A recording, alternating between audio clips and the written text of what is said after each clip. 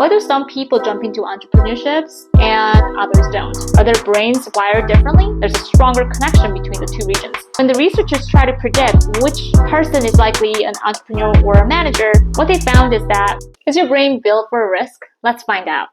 Since COVID, there was a surge in new business filings.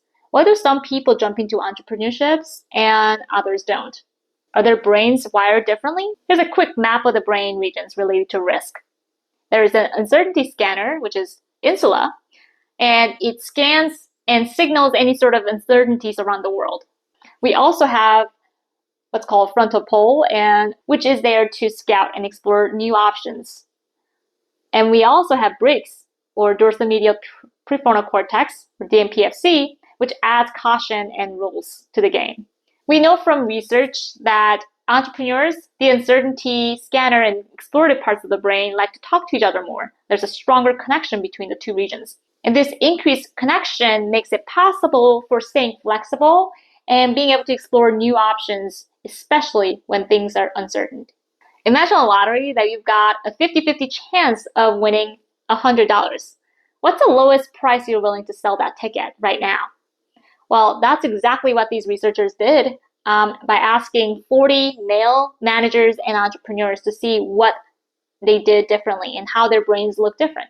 What they found is that when entrepreneurs were compared to managers, entrepreneurs priced risky lotteries higher, about 18% higher on average. When the researchers try to predict which person is likely an entrepreneur or a manager based on the data they had, either the brain imaging scan or the behavioral surveys, the best predictor was the model that used brain activity during risky trials, not just surveys. The brain structure also gives clues. More insula gray matter volume was linked to more risk-taking activity, especially in entrepreneurs, and more dmPFC volume was linked to more caution. So essentially, many entrepreneurs treat risk as data, also as an opportunity to grow, to learn from. And this makes them more likely to start a business, which is a pretty risky thing to do in the first place. If you place higher value on high risk, as in high risk and high return, then you're more likely to see risk positively as a growth opportunity. Otherwise, you wouldn't appreciate risk. In our society, we need both entrepreneurs, managers, and employees. And I love the wonder of brains and how different brains are wired differently potentially to excel at different things in our world. But for people who want to be entrepreneurs, here's a reality check. Most new businesses don't last forever. And truth of the matter is, 1 in 5 businesses close within a year. And about half of them don't make it to 5. So of course, there's a fear of failure, which is understandable and normal. In fact, new data suggests that although people think that now it's gotten much easier to start a business, they're less likely to start a business because they're fearful of failing. There's also a stereotype of the typical founder, male, young, and graduate. Women and minority founders often see fewer funding opportunities, which can deter entry. And the entrepreneurship boom during the COVID era did bring more women to the starting a business, but the funding gaps are still there. Also, that 2025 study that we just talked about initially wanted to include both men and women founders and compare a sex difference. But they couldn't do that because there's so few women founders that they had to exclusively focus on male founders. So we still don't know whether there are meaningful sex differences in the way brain activity patterns work in the entrepreneurship.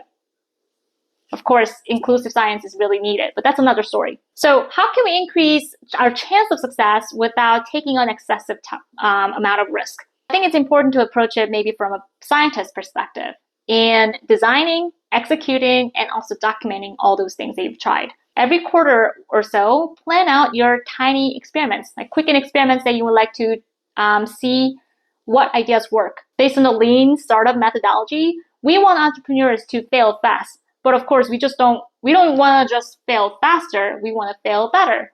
But that's something for another content. What's the quickest and dirtiest way to figure out whether your ideas are going to work or not? These are the tiny experiments. The main goal here is to learn and implement those changes fast. Another way is to make sure consider all the potential possibilities of failure. It's really important to pre-consider potential points of failure and address them even before they happen. You don't have to wait for them to happen if you can prevent them from happening in the first place. So ask yourself, what could be something that will really make your experiment go awry and something that you could address it. Finally, document. All scientists have a lab book, which is where they write down all the details of the experiments, what they've tried, what worked, what didn't, how it happened, what they're going to try differently next time. All of these details really matter because 6 months from now, you won't even know what you tried today. So you gotta want to make sure those details stay with you in the notebook. Why do you want to remember those things? Because we want to make sure that we're not being redundant. We are actually being efficient about trying something different that we haven't tried and minimizing the risk that we talked about. Entrepreneurs tend to take more calculated risks, and parts of their brain activity seem to reflect this risk attitude. I hope we can keep building systems that help more people, both men and women, to bring new ideas and jobs to the market. If you found this helpful, subscribe and like this video, and I'm going to share more neuroscience-based tools that are relevant to your day-to-day life.